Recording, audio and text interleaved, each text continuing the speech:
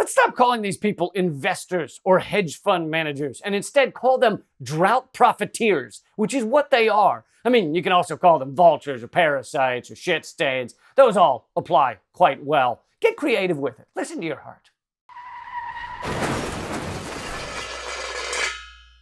Welcome to the most censored news. I'm Lee Camp.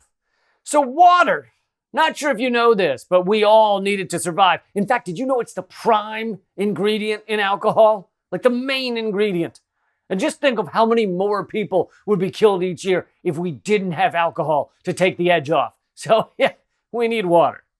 But here's the problem. As the climate crisis causes drought around the world, the richest of the rich are snatching up all of the fresh water. They call it the Great Water Grab. Wall Street is buying up the world's water. Corporations are consolidating water and land rights in the West. In one example, New York investors have been snapping up Colorado River water rights, betting big on the increasingly scarce resource. One of the worst is a New York hedge fund called Water Asset Management. See, that doesn't sound so bad, right? Water Asset Management sounds kind of nice. It's kind of like a draconian prison state named Freedom Asset Management. Anyway, Water Asset Management has bought at least $20 million worth of land in western Colorado in the last 5 years, making it one of the largest landowners in the Grand Valley. The hedge fund says it invests exclusively in assets and companies that ensure water supply and quality. Right. They ensure water supply and quality. Oh, for who? For who do you ensure that? Is it for the Iraq vet with no legs begging for change in the subway? Is it for the single mom working 2 jobs? Is that who you are giving your water to? No, it's the highest bidder. That's who. It's like saying Octapharma, one of the largest paid blood extraction companies, ensures blood supply and quality as they suck it out of the poorest Americans. The co-founder and president of Water Asset Management, Matthew Desario, called water in the United States a $1 trillion market opportunity. He's saying stealing water from Americans and selling it back to the ones who can afford to buy it is good for his bank account. Sounds like a fun guy to be around, doesn't he? But we need this to survive. I'd love to help you, but you see, I have a fiduciary obligation to myself to enrich me with lots of money for me to have. So I wish I could help. And since we're already in a climate crisis, this is not a problem of the future. It's a problem of the now. In fact, reservoirs across the country are nearing empty. Lake Powell in Arizona and Lake Mead in Nevada, they are at historic lows. They're at just 25% of their full combined capacity. There are real fears that this crucial water supply for the West is on the brink of disaster. Let's stop calling these people investors or hedge fund managers and instead call them drought profiteers, which is what they are. I mean, you can also call them vultures or parasites or shit stains. Those all apply quite well. Get creative with it. Listen to your heart. Sure, a lot of it is greedy, rich Americans, but foreign corporations have also been getting in on the action. Foreign corporations are increasingly purchasing land in the U.S., in the Southwest, thanks to long-standing laws on water rights. These purchases often come with unlimited access to the valuable water underneath the soil. In another case, it was the Mormons, the Church of Latter-day Saints, and Bill Gates who were duking it out at the auction block, willing to spend more than $200 million to buy over 22,000 acres of land and its associated water rights. Why do you think they're willing to pay that insane price for ranch land? Is it because they like milking cows? Is it because they enjoy picturesque trees as the leaves change color? Or is it because they want to steal all the water underneath and add to their insane riches? And yes, the Mormon Church is psychotically rich, just like Bill Gates is.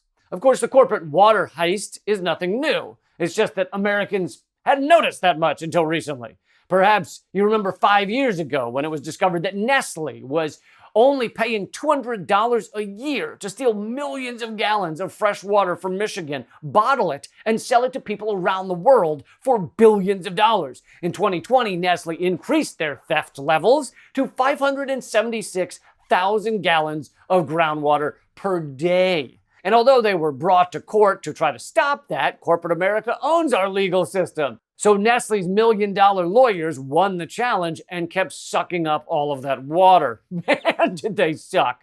But then something interesting happened. Perhaps because of all their bad publicity, or perhaps because they knew there would be continued challenges in court to their bullshit water rights. Nestle then sold their water brands for $4.3 billion to two private equity firms. One, Rock Capital Partners, in partnership with Metropolis and Company, assumed ownership of brands including Poland Spring, Deer Park, Arrowhead, Ozarka, Zephyr Hills, and Pure Life. The private equity firms then created an umbrella company called Blue Triton that now owns those bottled waters. But don't be fooled.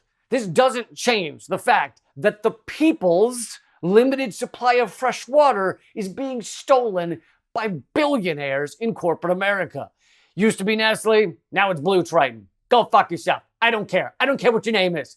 And Kanye West is now Yeezy or whatever the hell. Does an asshole by a different name still smell as foul? Yes. Goddamn straight it does. For another example of this theft, look at Arrowhead bottled water. There's a bitter fight over its sourcing in California. Used to be owned by Nestle, now it's Blue Triton. They're stealing millions of gallons a year to ship planet-destroying plastic bottles all over the world. And what do they pay Californians for those millions of gallons of water? Less than $2,000 a year. $2,000 is a rounding error for Blue Triton. And yes, let's not understate the plastic pollution from bottled water. Every year, Americans throw away 22 million plastic bottles. Oh, sorry, I read that wrong. It's 22 billion. Freaking billion! It's 60 million a day! A day! And that's just the United States. Globally, it's 1 million every minute. Globally, it's 1 million every minute. Globally, it's 1 million every minute. Sorry, my brain just got stuck because what? And Blue Triton, formerly Nestle, plays a big role in that destruction. But luckily, they have a solution. They tell people their bottled water is sustainable because recycling. In fact, they were sued for those lies because most of the bottles it's not sustainable at all and most of them aren't recycled. And in court, they said their claims of recycling and sustainability were, quote, puffery. Blue Triton's attorneys wrote in a motion to dismiss the case, Blue Triton's representation of itself as a guardian of sustainable resources and a company who at its core cares about water is vague and hyperbolic. Yeah, have no fear that whales are now made of plastic and bottlenose dolphins filled with bottle caps. Our claims of sustainability aren't legally binding because we're full of shit. Their defense is essentially that they're full of shit. But wait, you can't. Hold on. Because you're trying to. You know what? Let's go back to the water theft because somehow that's less maddening.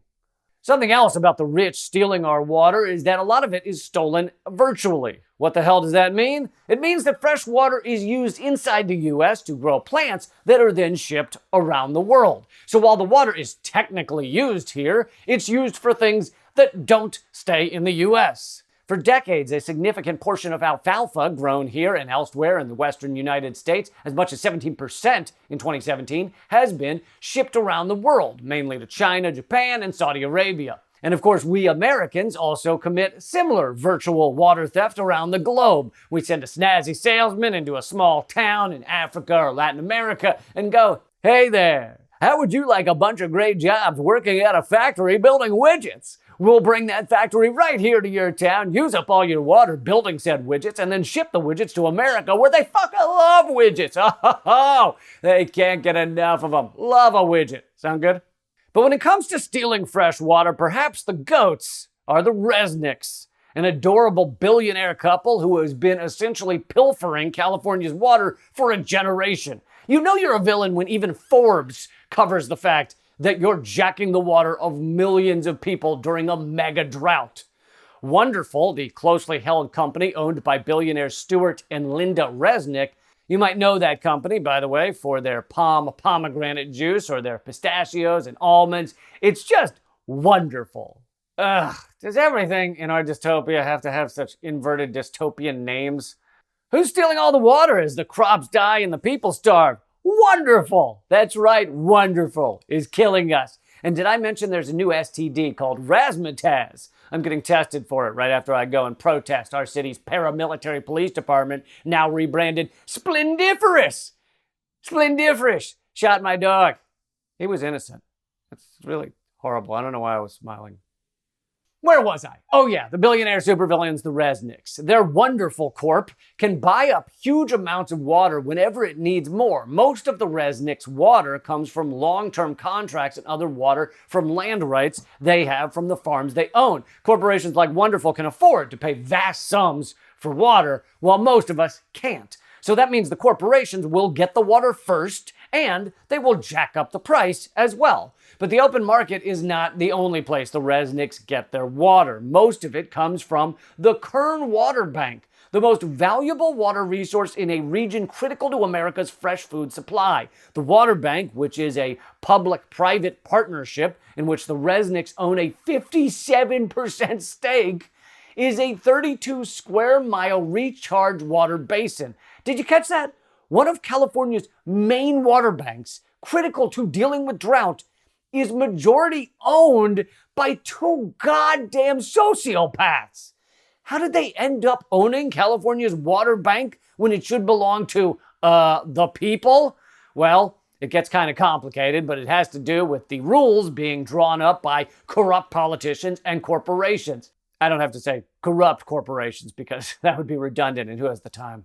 One of the main politicians who has received millions from the Resnicks, wines and dines with them, and has protected their water rights for years is Senator Dianne Feinstein, who is retiring after her current term after a mere 735 years in office. When she first ran for office, she ran against one of the Hinges before it got involved with Stonehenge.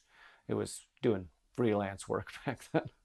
Wait, but isn't Feinstein a Democrat? I thought Democrats stood up for the people against the corporations, said no one ever who didn't drink the contents of mercury thermometers as a child. Yet again, we see that Democrats are as in bed with corporate master criminals as the Republicans. Anyway, the Resnicks in California are just one example of billionaires buying up all the fresh water. Another example would be in West Virginia, where the ruling elites successfully changed the law many years ago to make it so that when someone owns property, they generally only own the surface rights to the property. Then a corporation, often a mining corporation, can come along and say, "Hi, we bought the mineral rights of your land," meaning they bought whatever's under your property, which could be coal or could be water, or could be whatever. They can then begin extracting everything from under your feet while also completely polluting the area.